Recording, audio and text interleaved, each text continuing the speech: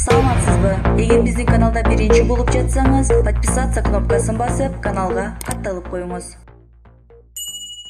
Боордош мамлекеттердин бүгүнкү саммитине катышып жаткан башчылар менен көрүшүп жатканыма чексиз кубанычтамын. Учурдан пайдаланып, сөзүмдүн башында урматтуу Шавкат Миромонович Мирзиёевди Өзбекстан Республикасынын президенти болуп, кайрадан шайланышы менен чын дилимден дагы бир жолу куттуктаймын. Жалпы боордош өзбек элинин мындан ары өнүгүүсүнө албан ийгиликтерди каалаймын. Европа менен Азияны бириктирип, 9 жолдун тоомунда жайгашкан Байыркы Стамбулда түрк мамлекеттеринин башчылары менен кезектеги саммитте жүз көрүшүп, жолугушуп турганыма өтө кубанычтамын. Бизди жогорку деңгээлде күтүп алган меймандос түрк элинин улуттук лидери, Түркия Республикасынын президенти урматтуу Режеп Тайып Эрдоган мырзага өзгөчө ыраазычылыгымды жолдойм. Уюмубузда төрагалыкты алган түрк тарабына зор ийгиликтерди жана үзүрлүү ишмердүүлүктү каалаймын.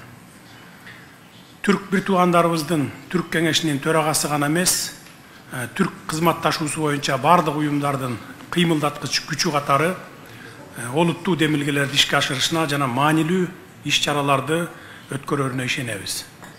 Ошону менен бирге урматтуу Илхам Кейдарович Алиев мырзаны Азербайжан Республикасынын түрк кеңешиндеги төрагалыгын ийгиликтүү аякташы менен чын жүрөгүмдөн куттуктайм. Азербайжан төрагалыгы маалында ишин мыкты жүргүзүп, биздин мамлекеттер үчүн зарыл болгон демилгелерди жүзөгө ашырды. Ошонун негизинде бүгүн сыйлыкка ээ болдуңуз. Сыйлыгыңыз кут болсун.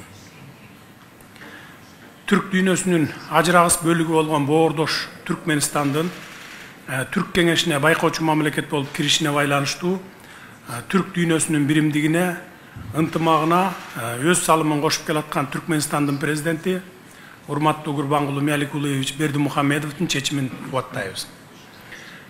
Түрк тилдүү мамлекеттердин кызматташтык кеңешинин мамлекет башчыларынын 8-чи саммити түрк мамлекеттеринин эгемендүүлүгүнүн көз каранды эместигинин 30 жылдыгы белгиленип жаткан тарыхый жылда өткөрүлгөнү зор мааниге ээ экенин белгилейм. Урматтуу мамлекет башчылары, мен түрк кеңешинин ишмердүүлүгүн позитивдүү маанайда белгилейм. Анын дүйнөлүк коомчулукта активдүү таанылганын, түрк интеграциясынын эң башкы жана абройлуу платформасына айлангандыгын баса белгилеп кетким келет. Бүгүнкү күндө түркпа, түрксой, түрк маданияты, мурасы, фонду жана түрк академиясы натыйжалуу иштеп жатат десек жаңылышпайбыз.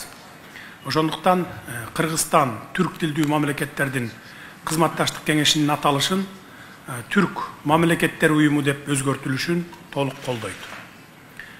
Бул чечим уюмубуздун мындан аркы өнүгүүсүнө, анын эл аралык аренада өз позициясын бекемдөөгө оң таасирин тийгизип, ишмердүүлүк чөйрөсүнүн кеңейишине түрткү берет деген ойдомун. Ушуга байланыштуу Кыргыз тарабы Казакстандын туңгуч президенти урматтуу Нурсултан Абишевич Назарбаевдин демилгеси менен даярдалган түрк дүйнөсүнүн көз карашы 2040 стратегиялык документин толугу менен колдойт. Ошондой эле аталган документ түрк дүйнөсүнүн келечектеги артыкчылыктуу багыттарын көрсөтөт жана жол картасы катары негиздүү ролду ойнойт деп эсептейбиз. Ошондой эле түрк тилдүү мамлекеттердин уюму саясий, соода экономикалык, маданий гуманитардык, социалдык гуманитардык маселелерди талкуулоо менен бирге өз ара карым катнашыбызды жана байланыштарыбызды көп тараптуу мамилелерибизди өркүндөтүүгө чоң мүмкүнчүлүктөрдү ачып, эл аралык аренада мыкты платформа болуп берет деп ишенебиз. Азыркы экономикалык каатчылыктан бири-бирибизге жөлөк болуп, бири-бирибизге колдоо көрсөтүү аркылуу гана чыгып кетерибизге ишеничибиз чоң. Түрк кеңешинин демилгеси менен түзүлүп, бүгүн биздин колдоого алына турган Түрк инвестициялык фонду өз ара экономикалык мамилелерибиздин реалдуу инструментине айланып, эки тараптуу жана көп тараптуу долбоорлорду ишке ашыруунун механизми катары чоң ролду ойнойт. Биздин мамлекетте түрк уюмдарынын жоктугун эске алып, бул финансылык институтту Түрк инвестициялык фондун Бишкек шаарында жайгаштырууну ылайык көрөбүз. Фондду Кыргызстандын борборунда жайгаштыруунун финансылык гана эмес, саясий да мааниси бар. Себеби Кыргызстан Түрк кеңешинин негиздөөчүлөрүнүн бири. Ал эми биздин кеңешибиздин негизги документтеринде тең укуктуулукту сактоого жана урматтоого чоң маани берилген.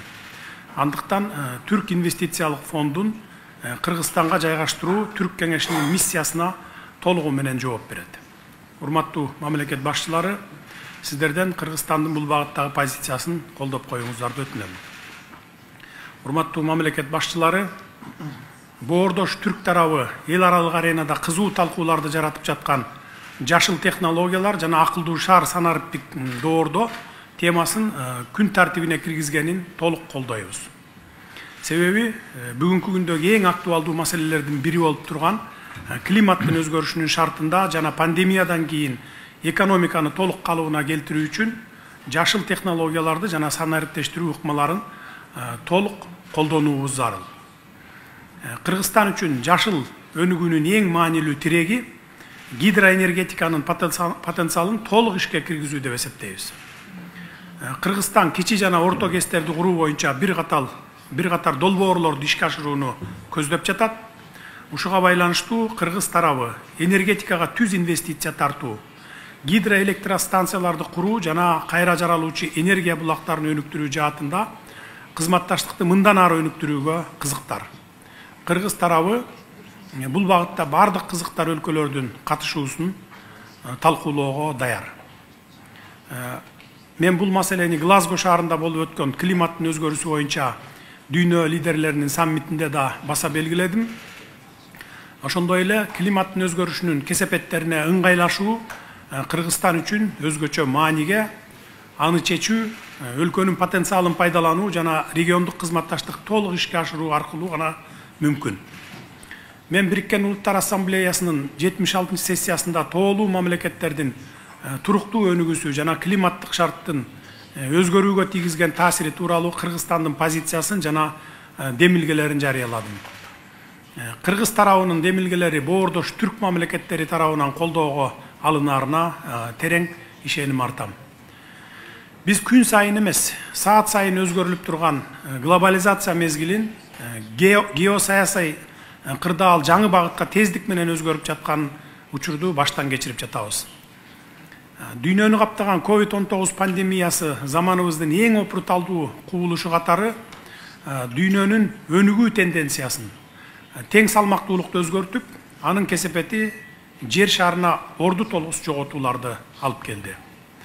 Кыйын кезеңде Кыргызстанга жардам көрсөтүп, бир туугандыкты билдирген Түрк кеңешинин бардык мамлекеттеринин башчыларына өз элимдин атынан терең ыраазычылык билдиремин. Урматтуу коллегалар, азыркы учурда дүйнөлүк геосаясий кырдаалда курчуп турат. Бул биринчи кезекте Афганистандагы акыркы айлардагы окуялар менен терең байланышта. Бул жагдай Борбордук Азия өлкөлөрүндө тынчсызданууну жаратууда. Албетте биз бардык маселелердин тынчтык жолу менен дипломатиялык диалог аркылуу чечилишин көздөйбүз. Анткени Афганистанда абал курчуй берсе, Борбордук Азия өлкөлөрүнө түздөн түз залакасын тийгизет. Биз үчүн тынчтыктан артык дөөлөт жок.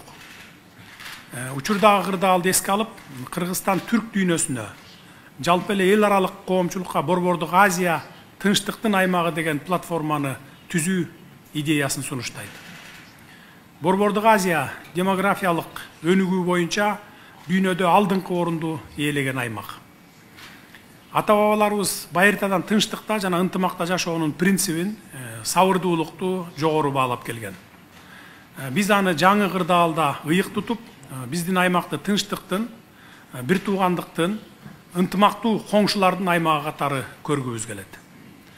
Борбордук Азиянын элдери эзелтен тынчтыкты сүйүп, жанаша жашоонун принциптерин баалай билген.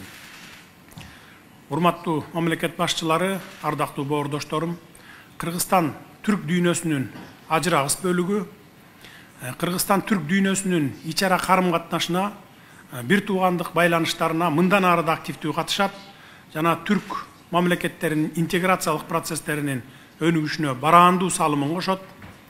биздин тарыхыбыз да, тилибиз да бир, ата бабаларыбыздан кирез калган насаатты ыйык тутуп, мындан ары да биргебиз жана биримдиктебиз. Биздин күчүбүз ынтымакта жана биримдикте.